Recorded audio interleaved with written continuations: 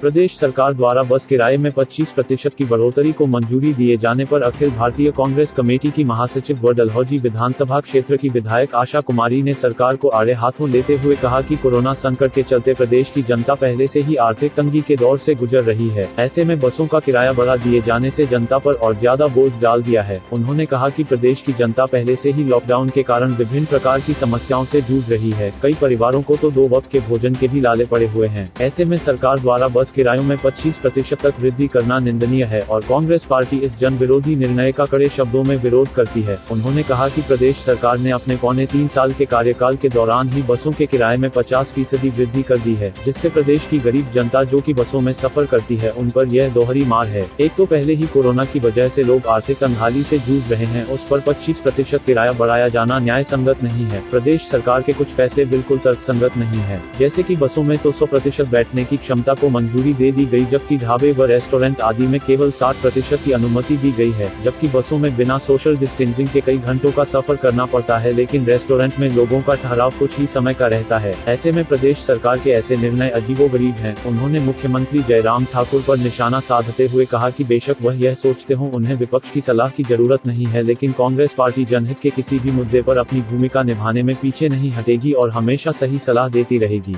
प्रदेश सरकार को चेताते हुए उन्होंने कहा कि सरकार को चाहिए कि जो हिमाचल की जनता के हित में हो वो निर्णय ले, वरना ये जो पब्लिक है यह सब जानती है। ऐसे समय में जब कोरोना की महामारी की वजह से आर्थिक स्थिति लोगों की बहुत खराब स्थिति हो चुकी है, ऐसे समय में बसों का किराया 25% बढ़ाना अव्यवहारिक है। अगर हम देखें तो ये जो हिमाचल प्रदेश की जयराम जी की सरकार है, इन्होंने पिछले 2.25 लगभग साल इनको हो गए हैं सरकार बनाए हुए।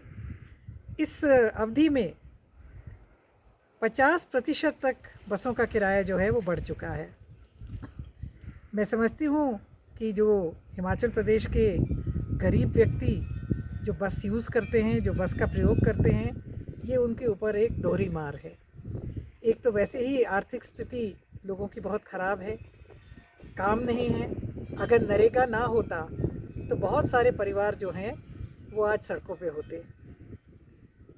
इसी तरह से अगर हम देखें तो कुछ जो बातें जयराम जी की सरकार कहती है ये भी तर्कसंगत नहीं है। जिस तरह से कि बसों में इन्होंने 100% लोगों को बैठने का इजाज़त दी है, मगर जो ढाबे या रेस्टोरेंट हैं उसमें 60% दी है। कोई व्यक्ति ढाबा या रेस्टोरेंट में आएगा वो मैक्सिमम ज़्यादा से ज़्यादा आधा घंटा 1 घंटा बैठेगा, मगर बस में जो ट्रैवल करेगा वो बिना फिज़िकल डिस्टेंसिंग रखे, जो व्यक्ति चंबा से शिमला जा रहा है, मैं कहती हूँ चंबा से डलहौजी ही आ रहा है, वो भी 2 घंटे बस में बैठेगा, उनके लिए 100% है और सीटें बिल्कुल पास पास हैं। तो ये तर्कसंगत नहीं है कुछ फैसले जो इस सरकार ने लिए हैं।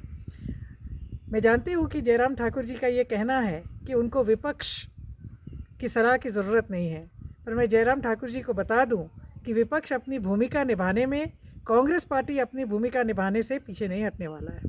कांग्रेस पार्टी सही सलाह देती रही है, देती रहेगी और जो हिमाचल प्रदेश के हित में होगा उन मुद्दों को उठाती रहेगी। और जयराम सरकार को चाहिए कि जो हिमाचल प्रदेश की जनता है उनके हित में फैसले ले, वरना ये जनता है, ये पब्लिक है, ये सब जानती है। ब्यूरो रिपोर्ट, डलहौजी हलचल। केंद्रीय विद्यालय डलहौजी स्थित बनीखेत में शैक्षणिक सत्र 2020-21 हेतु विद्यालय में कक्षा 1 के लिए प्रवेश प्रक्रिया दिनांक 20 जुलाई सुबह 10 बजे से दिनांक 7 अगस्त शाम 7 बजे तक पूरी की जाएगी। कक्षा 1 में पंजीकरण हेतु व प्रवेश प्रक्रिया ऑनलाइन होगी। ऑनलाइन पंजीकरण हेतु वेबसाइट www.kbsonlineadmission.kbs.gov.in एवं एंड्रॉइड मोबाइल ऐप का उपयोग किया जा सकता है। यह ऐप गूगल प्ले स्टोर पर उपलब्ध है। कक्षा 2वीं से 9वीं 11वीं हेतु पंजीकरण 20 जुलाई सुबह 8 बजे से 25 जुलाई शाम 4 बजे तक ऑफलाइन किया जाएगा। पंजीकरण प्रपत्र विद्यालय की वेबसाइट पर उपलब्ध है।